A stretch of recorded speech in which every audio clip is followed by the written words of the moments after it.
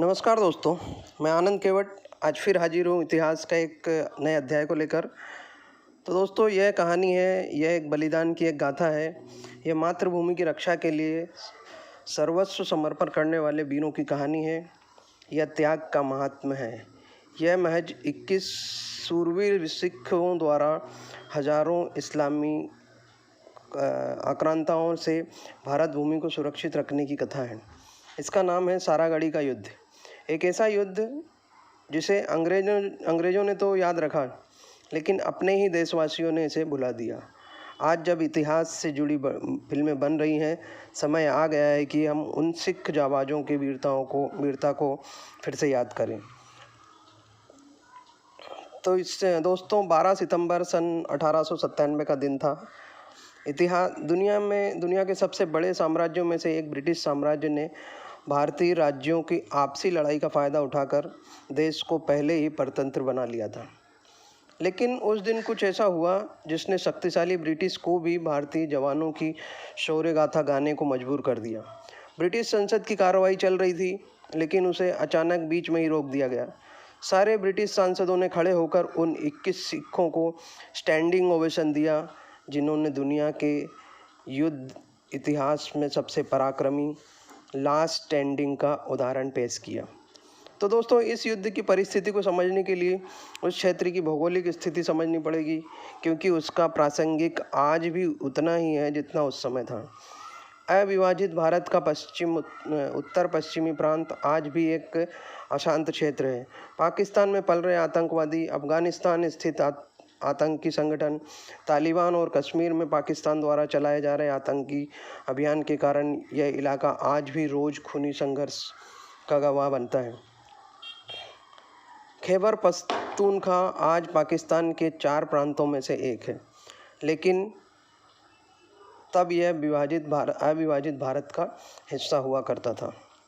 अंग्रेज़ों ने सन 1897 में उत्तर पश्चिमी सीमा पर सूचनाओं के आदान प्रदान के लिए एक छोटी सी चौकी स्थापित की थी।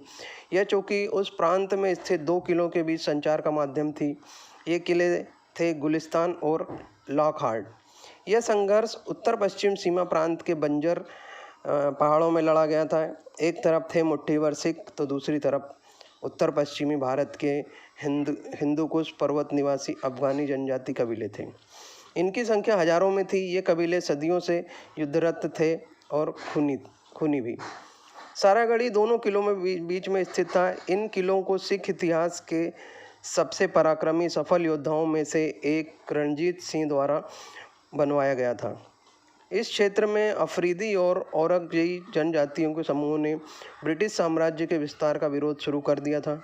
1897 के सितंबर महीने में इन दोनों ही किलों पर हमले किए गए। कर्नल जॉन हॉटन के आदेशानुसार 36वें सिख 36वें इन्फेंट्री को यहाँ तैनात किया गया। सारागढ़ी की चौकी एक दुर्गम स्थान पर स्थित थी, पथरीली पहाड़ी पर स्थापित की गई। इस चौकी की सुरक्षा की व्यवस्था भी की गई थी। यहाँ पर दोनों किलों के संकेतों का आदान प्रदान करने के लिए एक टावर भी था। रात को प्रकाश के माध्यम से संकेत दिए जाते थे। खूनी इस्लामिक कबीलों पर हमला और युद्ध की शुरुआत। 1897 के दिन कबालियों ने लॉकहार्ट और सारागढ़ी में डेरा डाल दिया, ताकि दोनों के बीच संपर्क को भंग कर सेना की आवाजाही रोकी जा सके। कबालियों ने उचित समय देखकर हमला बोल दिया। जैसा कि इस्लामी आक्रांताओं का इतिहास रहा, उन्होंने युद्ध के नियम की परवाह होती थी और न ही वे मानवीय तौर तरीके में विश्वास रखते थे। इसलिए उनसे जब इन किलों को बचाना जरूरी था। अगर वे इन किलों में घुसने में सफल हो जाते तो पूरे इलाके को तबाह कर देते। यही नहीं, अपने इतिहास के अनुरूप वे इन किलों को आग के हवाले भी कर सकते थे। 10,000 के आसपास कबीलियों ने सारागढ़ी के युद्ध की शुरुआत कर दी। सोपोई गुरमुख सिंह ने हॉटन को अपनी जानकारी दी, लेकिन उधर से जो जवाब आया वह निराशाजनक था। हॉटन ने कहा वह तुरंत किसी भी प्रकार की मदद भेजने में असमर्थ है। टुकड़ी के कमांडर हवलदार ईशर सिंह ने अंतिम सांस तक लड़कर चौकी को बचाने का निर्णय लिया। यही सिख युद्ध नीति की परंपरा थी। यही उनकी रेजिमेंट की पहचान भी थी। आज भी सिख रेजिमेंट बहादुरी की उसी मिसाल को कायम रखे हुए हैं। 2 बार सारागढ़ी की चौकी पर हमला किया गया, लेकिन दोनों ही बार उसे विफल कर दिया गया। लॉकहार्ट किले के सैन्य मदद भेजने में की कोशिश की गई, लेकिन कवालियों ने की संख्या इतनी ज़्यादा थी कि वे इतनी तैयारी के साथ आए थे कि सैन्य टुकड़ी चौकी तक पहुंच भी नहीं पाई। ऐसा नहीं था कि सिखों के पास बचने के रास्ते नहीं थे। स्वयं कबायली कमांडर गुल बादशाह ने उन्हें निकलने के लिए रास्ता देने की पेशकश की थी।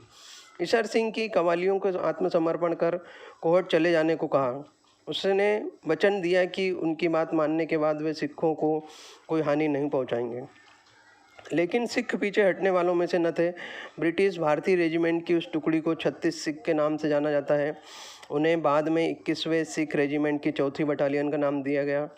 आज़ादी के बाद ये भारतीय सेना का हिस्सा बने। रेजिमेंट के वीर जवानों ने ब्रिटिश आर्मी आज भी याद करती है वो युद्ध जिसे भारतीयों ने ही भुला दिया। ईशर सिंह की पहाड़ी के नीचे उतरकर दुश्मनों से लड़ने का निर्णय लिया। उन्हें पता था कि हजारों कबायलियों के सामने पत्थर और मिट्टी की दीवारें और लकड़ी के दरवाज़ों की कोई औकात नहीं। उनके नीचे उतरने के फैसले के पीछे सिर्फ वीरता, शौर्य और साहस ही नहीं था, बल्कि रणनीति भी थी।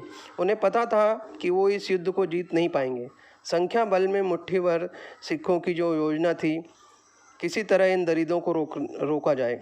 सिख जानते थे कि अगर वे कुछ देर दुश्मन का सामना करने में कामयाब हो गए तो वह सैन्य मदद पहुंचने तक अफगानों को रोका जा सकता था। सिखों के नीचे उतरते ही दुश्मन भी एक पल के लिए कांप गया। उन्हें तो विश्वास ही नहीं हुआ कि 21 लोग 10,000 लोगों का सामना करने के लिए उन पर निर्भयतापूर्वक टूट पड़ेंगे। भगवान सिंह इस युद्ध में वीर गति को प्राप्त होने वाले पहले सैनिक थे। नाइक लाल सिंह और सिपाही जीवा सिंह ने उनके पार्थिव शरीर को किसी तरह दुश्मनों के चंगुल से बचाकर पोस्ट के अंदर ले जाकर रखा। कबायलियों के लगातार हमले विफल होते गए, लेकिन अंततः उन्होंने दीवार पार करने में सफलता पा ली। सिखों के हथियार खत्म होते जा रहे थे, लेकिन उनके जज्बे का कोई तोड़ न था। हवलदार ईशर सिंह ने असीम वीरता का परिचय देते हुए अपने सैनिकों को अंदर जाने का आदेश दिया और स्वयं बाहर आकर अफगानों से लड़ने लगे। लेकिन बाकी सिखों को यह गंवारा न था। वो सभी अफगानों पर बाज की तरह टूट पड़े और इस तरह से एक एक कर सिख सैनिकों ने मातृभूमि की रक्षा के लिए बलिदान दिया। सिपाही गुरमुख सिंह चौकी से ही बटालियन के मुख्य कार्यालय को इस भीषण युद्ध की पल पल की जानकारी देते रहे थे। उन्हें अपनी सुरक्षा की चिंता नहीं थी। चिंता थी तो बस किले को बचाने की। जो बोले सो निहाल, सत श्री अकाल। हथियार खत्म हो चुके थे, ताकत जवाब दे रही थी, लेकिन साहस अभी भी कम नहीं हुआ था। हथियारों के जवाब देने पर मल्लयुद्ध का सहारा लिया गया। वाहेगुरु का नाम लेकर भारतीय सैनिकों ने हाथ से युद्ध करना शुरू कर दिया, लेकिन संख्या और हथियार दोनों मामलों में सिखों और अफगानों में जमीन आसमान का अंतर था। जब युद्ध अपनी चरम सीमा पर पहुंचा, तब गुरमुख सिंह ने मुख्यालय से युद्ध के जाने की आज्ञा मांगी। मुख्यालय से आदेश आया कि उन्होंने संकेत देने वाले हेलियोग्राफी यंत्रों को बैग में बंद कर संगीनों को चढ़ाना शुरू कर दिया। उनके अलावा सारे सिख जवान वीरगति को प्राप्त हो चुके थे। मातृभूमि की रक्षा करते और अपना फर्ज निभाते हुए वीरगति को प्राप्त सिखों की ये एक ऐसी अमर गाथा लिख दी गई जिसे हर एक भारतीय के मुख पर होना चाहिए था, लेकिन दुर्भाग्य से ऐसा न हो सका।